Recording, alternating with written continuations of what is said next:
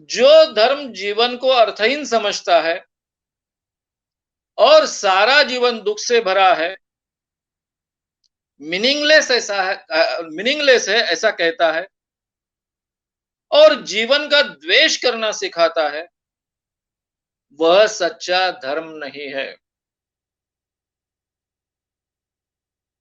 धर्म यह जीवन कैसे आनंद से जिए ये सिखाने की कला है। यानी आज तक के जितने धर्म है वो सब मीनिंगलेस है, अर्थहीन है, दुख से भरा हुआ सिखाता है। ये तो वर्ल्ड हिंदू कॉन्फ्रेंस थी, हिंदू धर्म के बारे में वो बोल रहे हैं। इसके बारे में काफी, फिर यहीं तक ये सीमित नहीं रहे, उन्होंने आगे भी बहुत आक्रामक बात कही। शूद्र और स्त्रियों के साथ में इस धर्म में जानवरों जैसा व्यवहार होता है, ये जाहिर तरीके से बोले। ब्राह्मण वर्ग खुद के समर्थ और स्वार्थ साधने में जुटा हुआ है, ये भी उन्होंने बात कही। जब उनका भाषण शुरू था तब पुरी के शंकराचार्य ने उनका भाषण रोकने का बहुत प्रयास किया, लेकिन वो रोक नहीं पाए। फिगर नंबर 12, रोक नहीं पाए। 1970 में मुंबई में डायनामिक मेडिटेशन का 1970 में मुंबई में डायनामिक मेडिटेशन उन्होंने किया। पहला नया मेडिटेशन का तरीका, यानी पहले जो करते थे वो अलग ढंग का था। वो टेक्निक शायद रिलैक्सेशन पर आधारित टेक्निक्स थे। डायनामिक मेडिटेशन में नृत्य से लेकर काफी चीजें, संगीत और नृत्य का जोड़ था। इसके बारे में विस्तार से मैं बाद में बोलने वाला हूं। 26/9/1972 को उन्होंने पहला नवसन्यास का प्रकरण शुरू किया, जिसको उन्होंने नियो सन्यास नाम दिया। मैंने पहले ही कहा कि नया नाम, लॉकेट और भगवा वस्त्र, कफनी, जिसको रोप कहते हैं, और इनकी पहली शिष्या थी नवसन्यास प्राप्त करने वाली लक्ष्मी ठाकरसी कुरुवा।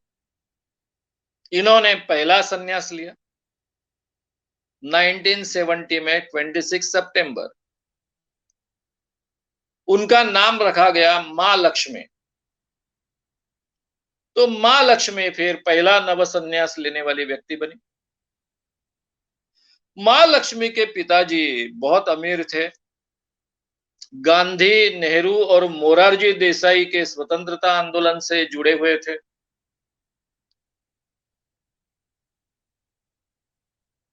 और वो उनकी सेक्रेटरी भी बन गई, यानी रजनीश जी की सेक्रेटरी बन गई। और जिस फैमिली से लक्ष्मी थी, इस कारण लक्ष्मी जी, जिनके गांधी, नेहरू, मोरारजी देसाई से बहुत नजदीकी संबंध थे पिताजी के, तो लक्ष्मी ने बड़े पैमाने पर डोनेशन जमा किए और रजनीश जी के लिए मुंबई में एक जगह खरीदी। वुडलैंड अपार्टमेंट मुंबई में रहना शुरू किया रजनीश जी ने और वहीं लेक्चर देने लगे। यानी ये 1970 के बाद में 71 तक। और 1971 में आचार्य रजनीश थे अभी तक, वो भगवान रजनीश उन्होंने अपने आप को डिक्लेयर किया। फिर 1974 में उन्होंने पुनः आश्रम निर्माण किया। 1974 टू 1981 कोरेगांव पार्क में जो पुनः आश्रम है, वहां पर रजनीश रहे।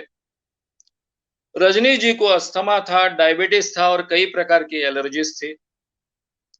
और ये बीमारियां होने के कारण मुंबई उनको सूट नहीं करती थी, इसलिए कोरेगांव पार्क में आए। लेकिन कोरेगांव पार्क में भी उनकी ये बीमारियां कायम रही। 1980 में विलास दुबे नामक हिंदुत्ववादी व्यक्ति ने उन पर चाकू से अटैक किया। ये एक हिंदुत्ववादी फंडामेंटल संगठन का सदस्य था। 10 अप्रैल 81 को उन्होंने 3 साल के लिए मौन व्रत धारण किया और मौन व्रत धारण कर कर डिक्लेयर करने के बाद कुछ ही दिनों में, 1.5 पौने 2 महीने में, 1 जून 1981 को वो पुना का आश्रम छोड़कर सीधा गुपचुप तरीके से अपने भक्तों को कल्पना न देते हुए कुछ गिने गिने भक्तों के साथ में अमेरिका चले गए। हालांकि भाग गए ऐसा कहा जाता है। अमेरिका ओरेगांव सिटी में, यानी अमेरिका गए, वहां फिर कुछ दिनों बाद ओरेगांव सिटी में रहने को गए। वहां पर रजनीशपुरम निर्माण हुआ, जिस पर वाइल्ड वाइल्ड कंट्री नाम की सीरियल है। वहां पर उन्होंने रजनीशिज्म धर्म की स्थापना की। करीबन 4 साल बाद 28 अक्टूबर 1985 को रजनीश और कुछ साथियों को उनको अरेस्ट हुए। वो बरमूडा भाग रहे थे, तब अरेस्ट हुई। जब उनको अरेस्ट किया गया तब उनके एरोप्लेन में $58,000 की कैश थी, $10 लाख की 35 घड़ियां थी और महंगी ब्रेसलेट्स थी। अरेस्ट होने के बाद में 19-20 दिन वो सरकार के कब्जे में रहे, अमेरिकन सरकार के कब्जे में। फिर उन्होंने अमेरिकन सरकार के साथ में सौदा किया और उस सौदे के अनुसार उनको 10 साल की सजा हुई। लेकिन ये सजा सस्पेंडेड रखी गई। 5 साल तक प्रोबेशन रहेगा, यानी 5 साल तक वो फिर से अमेरिका में प्रवेश नहीं करेंगे तो ये सजा नहीं भुगतनी पड़ेगी। लेकिन $4 लाख फाइन देना पड़ा और ये सौदे के कारण रजनीश को बाद में छोड़ा गया, क्योंकि उन्होंने कबूल किया था कि मैं फिर से अमेरिका में पैर नहीं रखूंगा। अगर वो पैर रखेंगे तो 10 साल जेल में जाना पड़ेगा, क्योंकि ऑलरेडी ये सस्पेंडेड सेंटेंस हो चुका था। फिर 17 नवंबर 85 को वो भारत वापिस आए, दिल्ली में उतरे, मनाली गए, वहां से काठमांडू गए। कई देशों में उन्होंने जाने की कोशिश की, लेकिन किसी भी देश ने उनको परमिशन नहीं दी। करीबन 21 देशों में उन्होंने जाने की कोशिश की, लेकिन उनको कहीं भी परमिशन नहीं मिली। कुछ देशों में कुछ हफ्ते रहने के लिए परमिशन मिली, लेकिन परमानेंट रहने के लिए परमिशन नहीं मिली। और फिर वो 30 जनवरी 1986 को मुंबई आए। जनवरी 1986 को पुनः कोरेगांव आश्रम आए और फिर वहां रोज शाम को भाषण देते थे। और 19 जनवरी 1990 को उनकी डेथ हुई।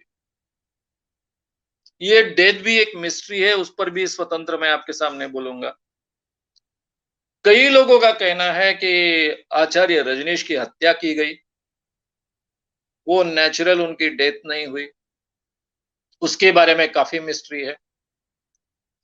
लेकिन वहां जहां पर उनको रखा गया था, उसको समाधि कह सकते नहीं कह सकते, इसके बारे में काफी चर्चाएं हैं।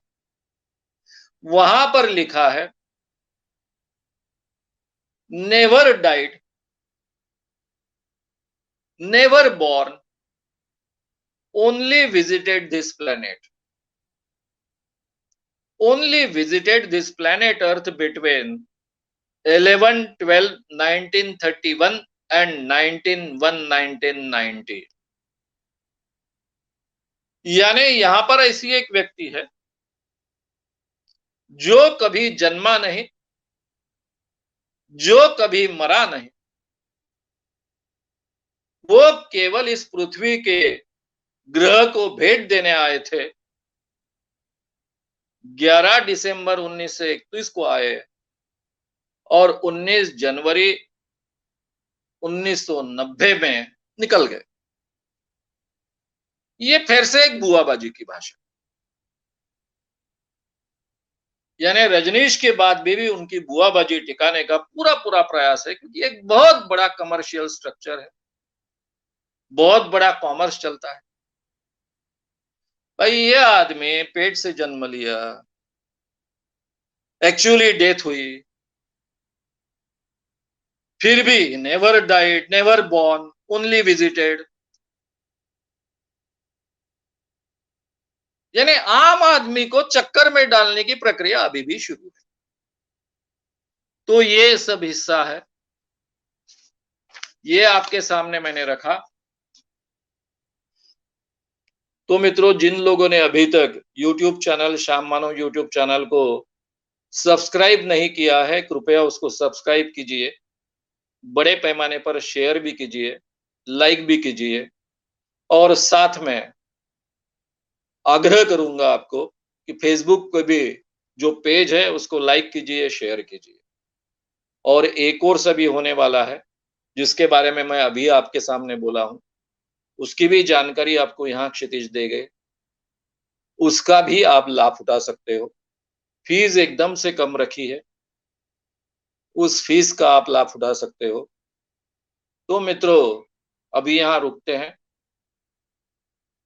गुड नाइट, शुभ रात्रि, धन्यवाद, धन्यवाद, धन्यवाद।